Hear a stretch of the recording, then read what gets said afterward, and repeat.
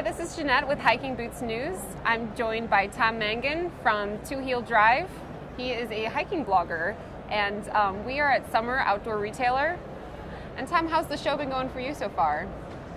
Well, it's exciting, but it's also tiring. I mean, you walk and walk and walk and walk because there are, thousands and thousands of fascinating products here, and so it's work, really, but it's also a lot of fun because you're in a place where everybody kind of shares the same idea. They've got really cool stuff that they want to get on the market. These guys are always coming out with really, really cool stuff. Like I was walking by the Columbia booth yesterday, and they have a shoe that's designed to drain really well. So they're pouring water into the shoe, and the water is draining out on the bottom of the shoe. So that is actually their merchandising is pretty slick. Yeah. Is there any other footwear that you've seen at OR that's kind of impressed you?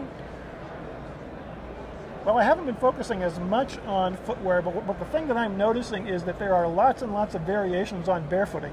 A lot of people are making a much more minimalist shoe. A lot of people are making a very light shoe. To get back to the Columbia example, they've got a shoe over there that weighs like 7 ounces. I mean, it's incredible because your average running shoe weighs about 9 or 10 ounces. So it's like almost not even there.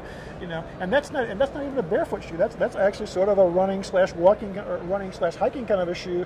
It isn't even minimalist. It's still got a heel in it and stuff like that. So I mean, they're really, really getting into lighter and lighter shoes. So how do you feel about the minimalist movement? Is it something that you're buying into? Are you going to try the barefoot hiking or running? I'm tempted to tell you the truth, only because I kind of see the logic behind barefooting, which says that basically what it does is it puts your foot more in contact with nature the way it was intended to, and it does kind of strengthen your feet over time. The challenge is, I mean, there really isn't very much medical documentation on how well this works. I mean, a lot of people do it out of enthusiasm more than anything else, but a lot of people also have very sore feet from it. So there's a lot of technique involved and a lot of education involved. And perhaps the worrisome thing is when the trend becomes really, really big, it goes beyond the early adopters, and the early adopters are always very geeky about doing everything exactly the way it has to be done. Yes. So as the trend catches on to a much wider audience, you might see a little bit more blowback, from unintended consequences of having this kind of thing go to a very wide audience. Have you tried it yourself at all? I haven't to date. I'm kind of, that would require buying new shoes, and I'm very, very stingy with my money about that. Speaking of trends, is there anything else that you're seeing in the outdoor industry that's kind of catching your attention? What I like to do is I like to go to like the ballroom and